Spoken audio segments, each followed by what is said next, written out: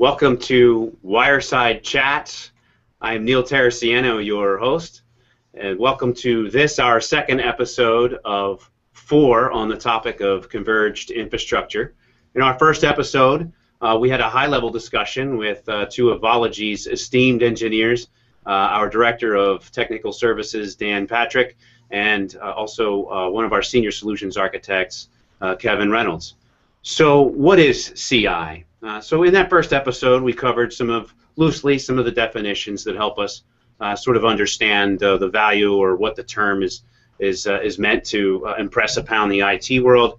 And it's essentially the unification of all things compute, storage, and networking. It's sort of purpose of it is to unify all these things into a single fabric that is easy to scale and much easier to maintain and grow. And more importantly, it helps us maximize the efficiency of your IT budget by making sure that utilization is as high as possible. One of the major benefits of virtualization. So we're very excited today because we have Damien Bowersock, the Senior Solutions Architect from SimpliVity. Damien, thank you very much for making it here today. Could you tell us a little bit about what you do for SimpliVity? Absolutely, Neil. Thank you very much for having me today. We at SimpliVity are very pleased to be here with you on the Wireside Chat. I am a solutions architect for SimpliVity. I've been here for quite a while, actually, in SimpliVity terms, an eternity. One of the first couple of solutions architects that joined the company. So I focus on pre-sales. We also do implementations as solutions architects, and my coverage is basically the Midwest. So. Okay. So when you say pretty senior in terms of SimpliVity, how old is SimpliVity? How long have you guys been around? Great, good question. So SimpliVity was founded in 2009, so about 4.5 years we've been in business now. We spent the first 3.5 years basically with our heads down developing this product and getting it ready to bring to market. 42 months to be exact of development time before we GA'd the product. It's almost unheard of in the industry to get that long of a runway. Yeah, also unheard of to be so disruptive in such a short period of time. You know, I imagine that there are some people in our audience that haven't heard of SimpliVity, but those numbers are becoming fewer and fewer every day, and I think that that's a really good sign for some of the things that SimpliVity is doing. And before we kind of get into the nuts and bolts of this, you know, convergence is sort of a loosely defined term in the IT space. It's sort of elusive, like cloud, right? I mean, cloud was something we could spend hours attempting to define. It always seems to escape the grasp. So let me ask you this, because this probably you could be a little more specific. How does SimpliVity define convergence or converged infrastructure?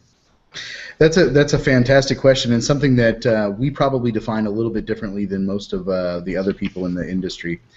We define converged infrastructure in 3 different categories. The first is what we would call Convergence 1.0.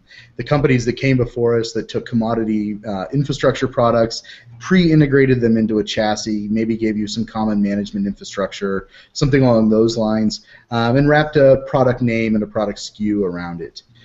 Convergence 2.0, or the second phase, is where companies stepped in, took compute and storage and integrated them into a scale-out kind of architecture.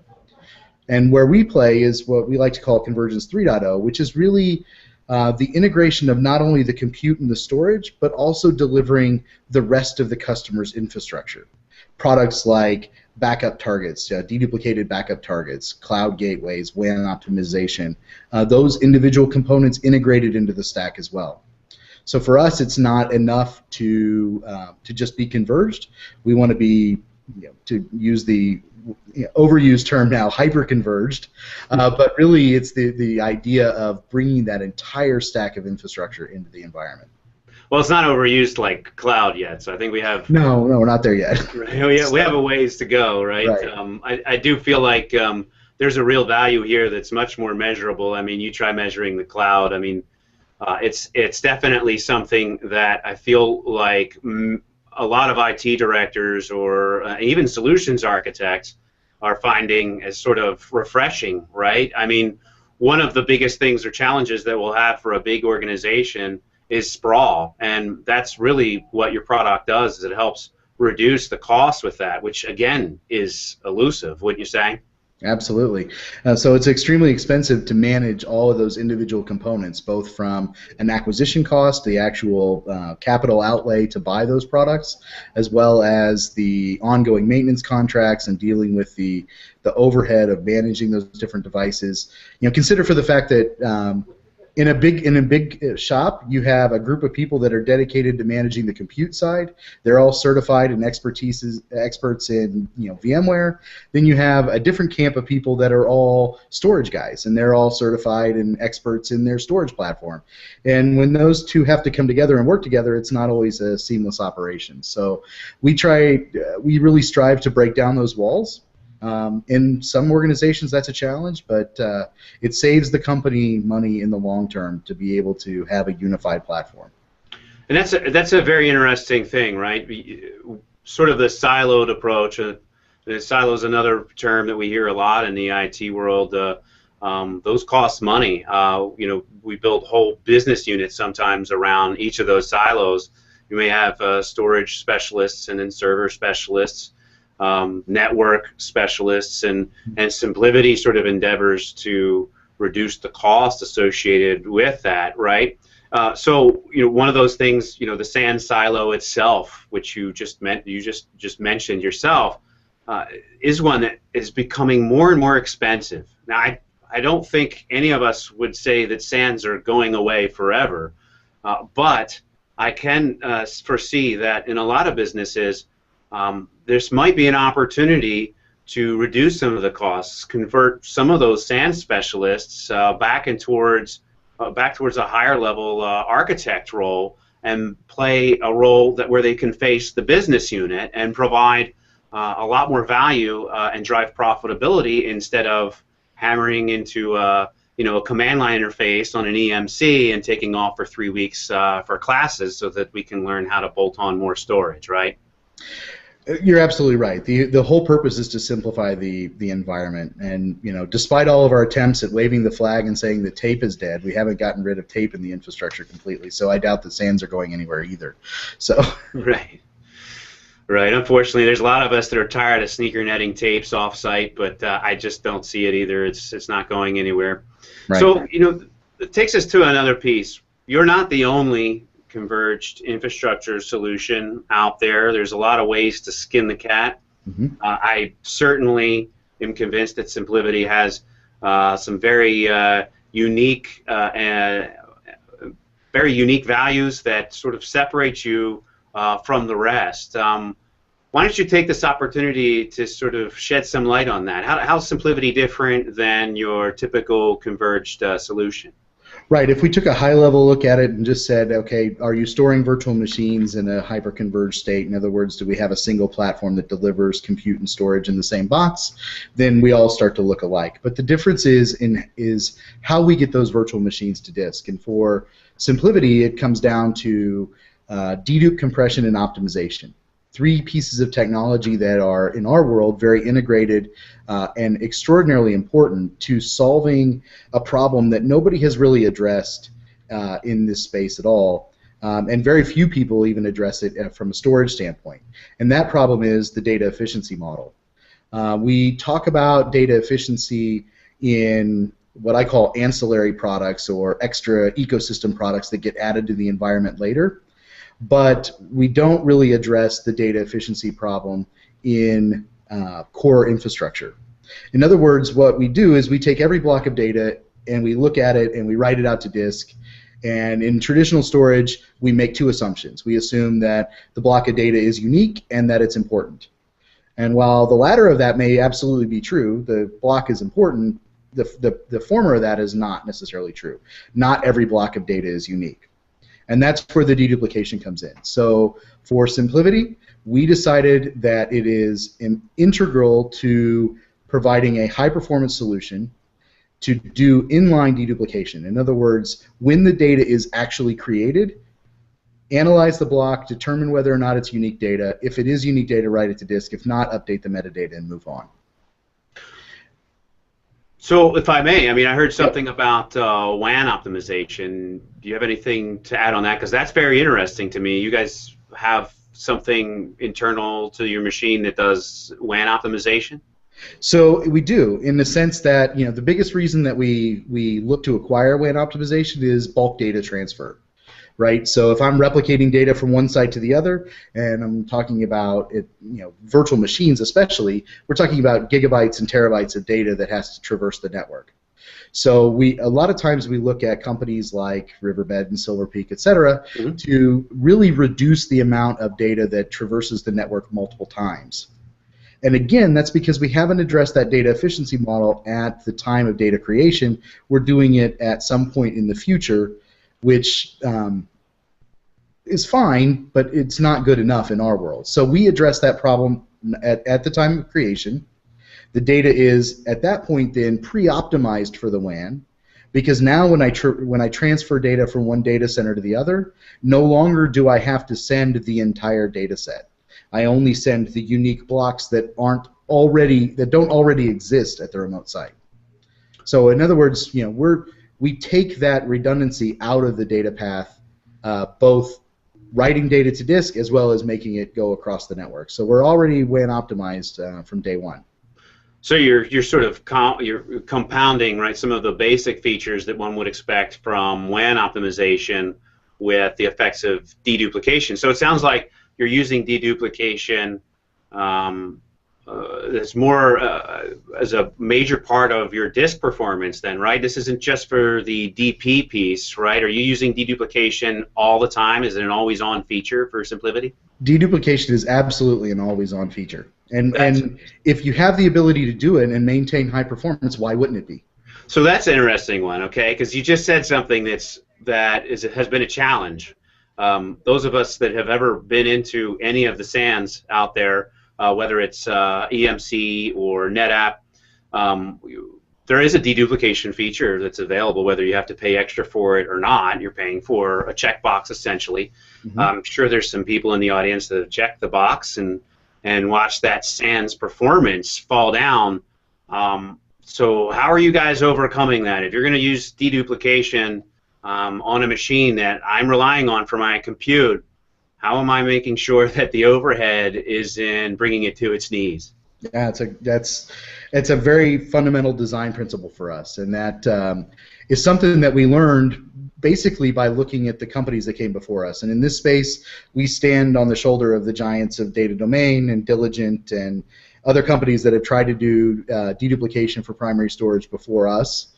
And so one of the key things is we realized early on that dedupe is extremely expensive, compression is extremely expensive in terms of CPU cycles. And while you can implement all of those things in software, in order to do that effectively and in order to guarantee performance, you have to rob resources from another place in the infrastructure to deliver that functionality. So what we did is we said, well, this is great, we could do it in software, and CPUs are fast and all of those things, but instead of taking away from our operating systems and our applications, let's offload that off of the CPU and put it onto an accelerator card. Now, the problem is we couldn't go out to the open market and just pick up a dedupe accelerator card. It didn't exist. So that's a significant portion of the intellectual property is that we have developed an offload engine for dedupe and compression, and then also for optimization. We talk a lot about optimization. It's not just a buzzword for us. It actually is a set of technologies, and that's because we're focused on storing virtual machines. So we built this card. It's a PCI card. It goes in each one of our platforms, and it takes all of that heavy lift, all the algorithms, the computations for dedupe and compression, pulls them off of the CPU and puts them onto that PCI card. So that's very unique, right? We're not utilizing some of the monetized resources, right? Because this is sort of the direction we've gone. We've started monetizing our compute down to the thread or the core and down to a gig of RAM. I mean, we're seeing some provisioning requests where, save me the details. I just need, I need a gigahertz of clock, and I need 1 gig of RAM and 60 gigs of space. Yep. And there's a monetary value associated with that. And what you're telling me is SimpliVity said, take us out of that economy. We'll provide that that value to the infrastructure, and you can maintain 100% of that core count and that RAM availability for your provisioning requirements. You're absolutely right. It would have been very easy for us to kind of belittle it to the point to say, well, CPUs are cheap, right? I mean, you know, the cores go, the speed of cores go up every year. It's Moore's law. We can take that functionality and we can just ride on top of it. But for a customer, that's not necessarily the equation. I mean, you're managing down to the clock cycle and the core count to determine exactly how much capacity you need in an environment. And if a company like us comes in and says, hey, well, we're just going to steal, you know, X percentage of that to deliver this functionality, then that undermines the value in what we're trying to deliver. So that's where that accelerator card really comes into play. And we see this in other places in the industry as well, right? We have offload engines from Teradici to deliver PC over IP because the same principle applies from VDI. What quantity of desktop sessions do I lose by doing PC over IP and software as opposed to putting it onto an Apex card? Same thing goes for the iSCSI stack. We often implement tow cards for iSCSI, especially in VMware environments, because again, we're stealing those resources just to encapsulate a packet. Yeah, and that's a great point, right? I mean, we're just trying to sort of remove some of the utility, the highway maintenance, so to speak, so that the cars can run freely and the maintenance trucks don't get in the way, right? I think that's really amazing. So I'm hearing deduplication, which is very unique because it's inline, so there's no overhead with that. So it's offloaded to a PCI card, which I think is amazing. I think that's really unique. I don't think that there's anybody doing that, at least that I'm aware of. The WAN optimization piece, which is sort of compounding that, and that's very exciting. Can you tell me a little bit about the disk architecture? Because I'm sure some of us are wondering, you know, what's the overall disk I/O look like on one of these? And you don't have to get too specific, because I know it sort of comes with an asterisk. But is there any optimization there as far as the disk performance goes? Are we maximizing some of the cost per gig on some disk structures architectures and utilizing maybe even SSDs in your solution? I think you guys are, but maybe you could explain that. Sure. Each one of our platforms comes with a combination of spinning drives and SSD. And so the spinning drives are used as the capacity storage, and the SSDs are primarily used as cache. From a performance standpoint, from an I/O standpoint, it's going to vary widely based on, you know, your read-write mix in a particular environment.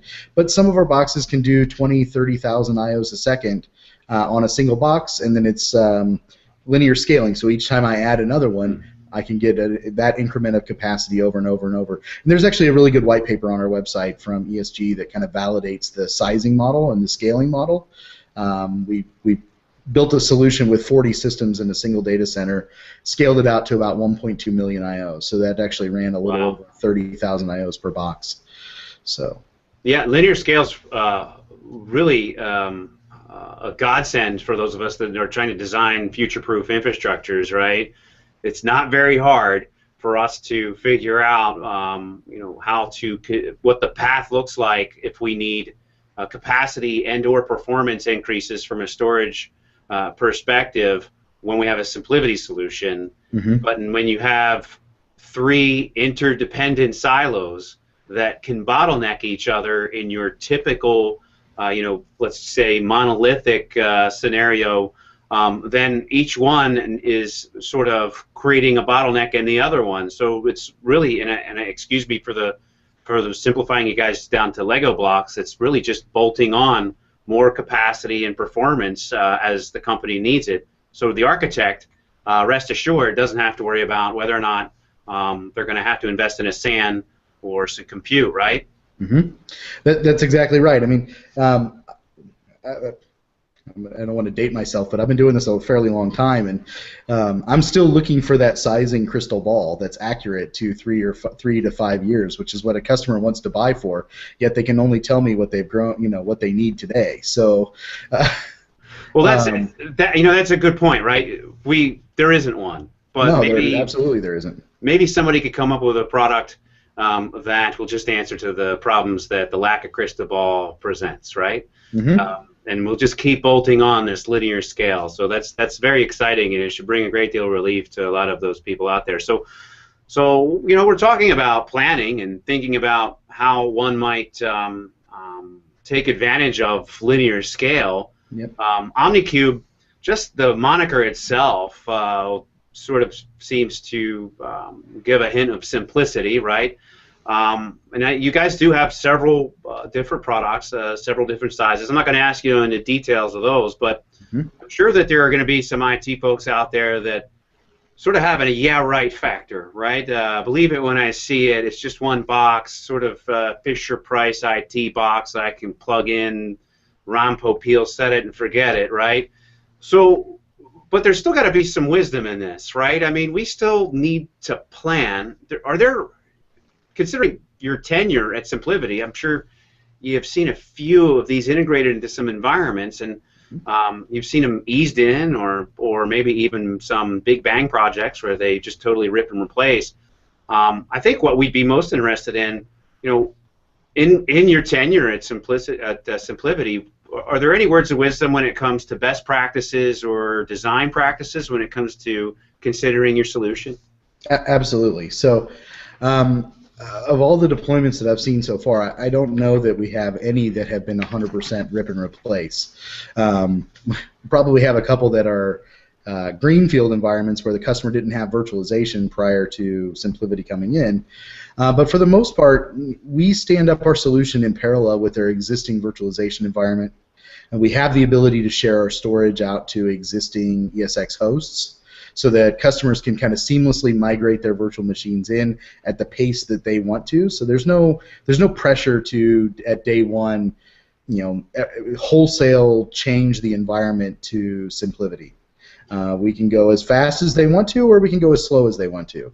But as far as words of wisdom goes, it's be prepared to be overwhelmed with simplicity, because it's a couple hours deployment. To get a box out, rack, stacked, powered on, configured, and up and running. Usually by midday, we have the customer migrating virtual machines into the environment already. So it's usually a pretty good lunch by that point. So I heard you just say something about easing it into the environment. So the boxes can present outside of themselves? What is it, NFS or? So there's a way for us to ease this into an environment if we have maybe a slight storage need. Maybe could you go down that path with me, because I think that's very interesting. I mean, this gives an opportunity for someone to ease into SimpliVity and test it out, which is a little less scary for some of us, right? We may be a little conservative. Sure. So, like you said, big bang projects, they don't happen a whole lot. Greenfields, yes, sure. There's a little less risk there, right? Because something wasn't working usually already for us to break. That path is interesting to me. It's very compelling. So if I have a small storage need or a medium storage need, is this an opportunity for someone to evaluate SimpliVity if they're looking at virtualizing, in the next 12, 18, or even 24 months? Absolutely. One of the easiest paths to SimpliVity is via storage refresh projects. So companies that have aging infrastructure, whether it be, a 5-year-old EqualLogic or a 4-year-old Compellent or something like that, that they're looking to replace with next generation technology, we fit nicely into those kind of discussions. So, and again, it doesn't have to be painful. It doesn't have to be, buy 6 SimpliVity boxes, put them in day one, and throw everything else away. That's a lot easier to digest, right? I mean, absolutely. It would be pretty arrogant of us to come in and say day one, hey, you got to get rid of all that other stuff. It's scary. Simple is scary, right? I mean, people associate that with risk, right? Don't worry, cruise control, take a nap, don't worry. I mean, that's something when someone says, don't worry about it, we'll put this one little 2U box in there, it'll replace I don't know how many pizza box servers, and then you can just sort of walk away from it. And I think I think it's a good opportunity for some use case. Hopefully you were prepared to give us a few. I know I saw a few on the website. when I did a little research on you guys before I had you on. Could you maybe give us sort of some examples of SimpliVity, maybe some value or some implementation process? I think one of the best ways to get to know a product is through application. So, you know, if I'm not surprising you with this, you have any use cases that come to mind that you'd be willing to share with us? Absolutely. So a couple of use cases we could talk about, and these are use cases that are available on the website. We have probably 12 to 15 documented use cases, customer case studies on the website. They're readily available for download. But one of the ones that I like to talk about is a customer of mine in Colorado. They are a design build architecture construction firm, and they have a sister company in Denver. The design build company is in Fort Collins. The sister company is in Denver. That's a property management firm. They were looking for, again, a replacement of aging infrastructure, wanted to be able to deliver their virtualization environment in a simpler way. They're a small IT shop. They have a couple of guys that run the infrastructure. And so they looked at us, they looked at a couple other companies, and what George says, and it's actually one of the taglines right at the top of the case study, he said, I found 3 solutions in one. I found a compute solution, I found a storage solution, and I found what I needed from a data protection standpoint. And the reason we were able to deliver that is we gave him in 4U in Fort Collins and 4U in Denver the ability to have all of his virtual machines running, the capacity that he needed, and then also the ability to have point-in-time backup and recovery of his virtual machines in both data centers. So he can replicate his VMs from Fort Collins down to Denver and Denver back up to Fort Collins, vice versa. So again, they're sister companies, so they want to have reciprocal DR. So he has the ability to do that native to the platform. It's all managed under a single management interface, which happens to be pre-integrated right into the vSphere client. And it's easy. It was, again, got the boxes, delivered. I showed up on a Wednesday morning or whatever it was, and by midday we were up and running and moving data back and forth. So it's a very simple, very easy implementation, but the amount of functionality that delivers is immense. Looking at old virtualization projects prior to this, these were 2, 3 week, 4 week engagements to deliver the same amount of solution set in a customer's environment. So a couple things, right? How long was it to implement?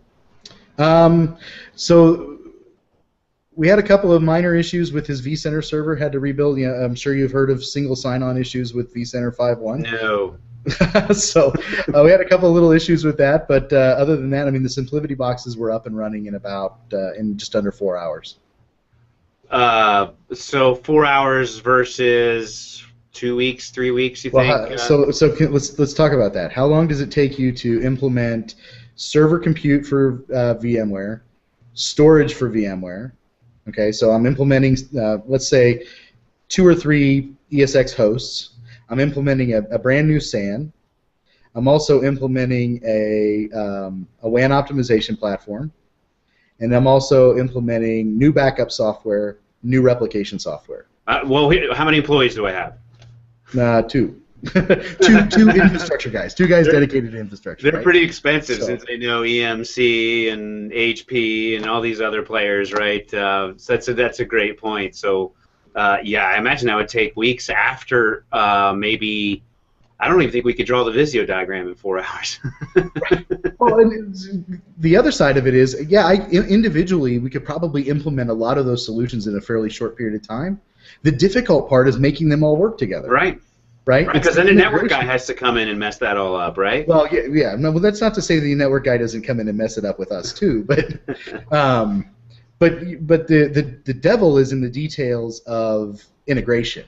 The devil is making that science project come together seamlessly, and all of that functionality is pre-delivered. It's cookie cutter at that point. For us, it's built in. Well, that's very, very compelling. So this is a use case that hopefully we can find on your website, and you know what? I'll make sure that our marketing group grabs a copy of that so that we can hang it up on our sites and share it with some of our some of our customers. I find a lot of your points incredibly compelling. So folks, to recap on some of the values that we're sort of uncovering with SimpliVity that I find, frankly, a little bit is surprising. Some of it I thought I had covered most of it in my prior research, but the deduplication is something that I think that we're going to see more and more in our environments. And I think that SimpliVity is way ahead of the curve, obviously, especially with you guys offloading it so that we can continue to keep our applications sort of separated, right, not affected from the same environment, that we're using just to run the environment, right? We're separating that, and that's sort of important when it comes to designing an infrastructure. Those are the ghosts in the machine that are very difficult for us to measure and for us to sort of ascertain sizing. Just sizing alone is a challenge. When I want to introduce things like virtualized WAN optimization or virtualized deduplication, without a POC on an environment that's considerably smaller than the production environment, there's a risk associated, and we've all accepted that risk. When we build these environments, we have secondary and tertiary plans for those, but when you're able to find a technology like SimpliVity that has separated the deduplication and taken that inline but offline, so that you can appropriately calculate the needs for your mission critical applications, that's compelling. Secondly, when you're able to integrate it into your environment as just a storage solution, for instance, or I imagine that it could be just a compute solution, although I'm not sure that that's the best way to utilize it, or consider any of the other possible uses that you could find to ease it into your environment and become comfortable. Some cautionary sort of flags here. One is, it sounds like you need to know something about VMware. So you might want to sort of brush up, maybe modernize your certifications to get a VCP, but folks, I'm going to tell you, if you don't have one, you should probably go get one. That's a pretty important one. The future is in virtualization, and VMware is a big market share on that one. So I view that as a strength. Go down the path of what's there. So Damien, is there anything else you might want to add to that? I mean, I've learned a lot from this. I really find it interesting. Any points you want to add to the values of SimpliVity? I think you've covered a lot of them, and I certainly appreciate the summary. For us, it's all about one humble mission, and you'll hear it from our CEO all the way down to those of us in the field, and even down to the engineers back at corporate developing the product. Our humble mission is to simplify IT infrastructure. It's a big goal, it's a lofty goal, but we feel like we can deliver it, and we are delivering it today. So that. I'm hearing that, right? So, if I may, Damien, let me move to the next piece, right? We have two things. We always ask at the end as sort of a futurology question, but it does look like we had one or two questions from the audience. This is a great one. What version of VMware ESX does OmniCube support? I think that's a great question. So, are you guys caught all the way up like nobody else is, or where do we kind of draw the line? So we currently support 5.1 and 5.5. Okay, so 5.5 is proven on your platform. Yep. Okay, well that's great. So until 5.6 or 6.0 or whatever they call it next. Right. Right. So we're pretty much covered there. Yep.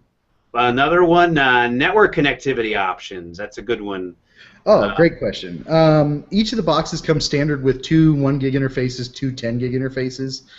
We typically use the 1 gig interfaces for the management network and the 10 gig for the storage traffic, and then we also have a network that we call Federation, which is the communication between the OmniCubes. That rides on the 10 gig network as well. Okay.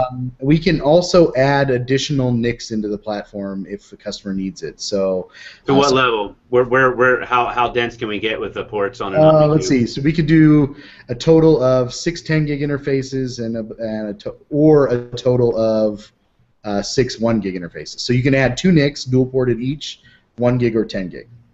That's great. Okay, so if you need more than 60 gigs, right? I mean, you said 10 gig? Yeah, yeah. Okay.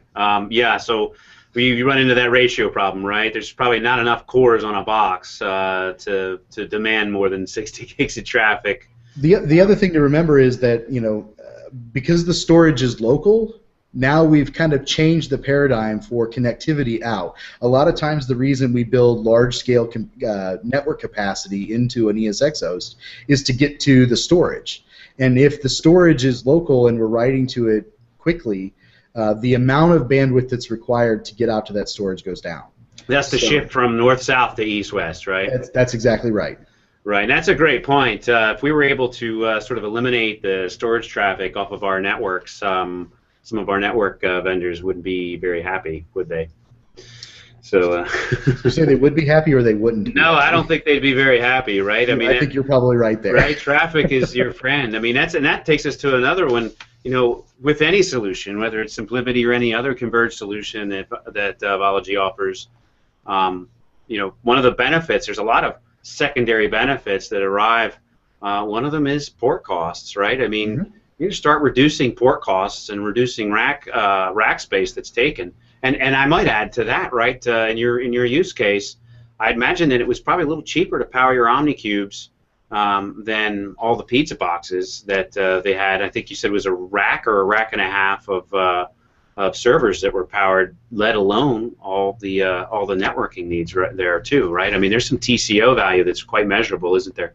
It's about 3x. So whatever that math works out to be. It's a third of the cost, or it's about a third of the cost. From a power, is this the whole thing? Power and port costs from a TCO perspective. So roll up the cost of acquisition, maintenance, ping power and pipe, all of those things rolled into one bundle. If you roll all that up and compare us to the stack of equipment that we replace, it's about a 3x reduction, or a third of the cost. That's pretty impressive. That's pretty aggressive, Damien. I think there's a few CFOs that would like to see the numbers on that one, and hopefully we get an opportunity to do that, right? Yep, absolutely. So let's save the last segment. It's one of my favorite parts. It's sort of the futurology piece, right? So I want you to be comfortable with going anywhere, right? You could do anything in quantum mechanics, or you can stay local to us and tell us maybe a secret about SimpliVity. I guess it wouldn't be a secret anymore at that point. So, so what's the future hold in your eyes? I mean, and you could go anywhere, high level future of IT, or maybe the future for SimpliVity. Do you have anything to tease us with? So, I'm not really authorized to give you big details, but there is a large vendor conference coming in about 3 weeks, maybe 2 weeks, that you'll see some significant announcements from us at that show. So, of course, I'm talking about VMworld. Hopefully, we'll see you out there. If not, hopefully I get out there. But you'll be busy. Yeah, that we will be, I'm sure. But we'll be there. We'll be giving a car away again, like we've done for the last 2 years. So there will be some large announcements from us in that regard, and things that you could probably expect to see. I mean, our platforms are ever evolving. So 2 years ago, when we started shipping product, or we started really talking about the product, we really had one platform. It was 12 cores. It came with 256 gigs of RAM and about 20 terabytes of storage. That was it. Since then, we've moved to 3 different platforms that have different performance and capacities. It's a pretty safe assumption that we're going to continue to move that platform discussion forward. Go ahead. Well, that's exciting. So those of you that are thinking about whether or not you'd like to attend that conference for VMware, I would suggest you make it out there. The statements I made about how important VMware should be, all due respect to any other hypervisor platform out there. I'm just as big a fan, but at the same time, I think that it's very difficult to ignore the gorilla that's in the room, and VMware's doing a lot of things that are very positive. And I think it's great that SimpliVity is sort of centering themselves around a platform that probably has the most mind share in the marketplace. So make sure you at least check that out. Reach out to your Vology account executive here, either at the Tampa location or in our new West Coast location in Irvine, California, and ask some questions about SimpliVity, and ask us about some of the customers that we've been able to help out in the past to see if there's a possibility for us to give you guys any real savings. If you have any additional questions on the topic, folks, please do not hesitate to reach out to us. You can reach us just through our website, or even post some questions up on any of the social media places that you can find information on Wireside Chats. So, folks, I really appreciate you tuning in. Damien, thanks so much for joining us. It's been very, very exciting. I've heard some really compelling things. I'm excited for you. It sounds like you're going to be very busy. We may not be able to get you on the phone for the next few weeks, so I'm glad we were able to get you now, because it sounds like things are going to get busy for you later. It certainly are, and thank you, Neil, for having us. We certainly appreciate the opportunity to talk about SimpliVity and Vology and the unique offering that we have together. That's great. Folks, make sure you pay attention to Google+. Feel free to watch this at any other time on YouTube later. We hang these up on a regular basis. So coming soon, part 3 out of 4 on convergence. We're going to wait a little while to tell you who the vendor is that's going to be for that, and also on the date for when that event's going to happen. But until then, folks, I'll see you on the wire side. Maximize the efficiency of your IT budget by making sure that utilization is as high as possible. One of the major benefits of virtualization. So we're very excited today because we have Damien Bowersock, the Senior Solutions Architect from SimpliVity. Damien, thank you very much for making it here today. Could you tell us a little bit about what you do for SimpliVity? Absolutely, Neil. Thank you very much for having me today. We at SimpliVity are very pleased to be here with you on the Wireside Chat. I am a Solutions Architect for SimpliVity. I've been here for quite a while, actually, in SimpliVity terms, in eternity. One of the first couple of solutions architects that joined the company. So I focus on pre-sales. We also do implementations as solutions architects, and my coverage is basically the Midwest. So.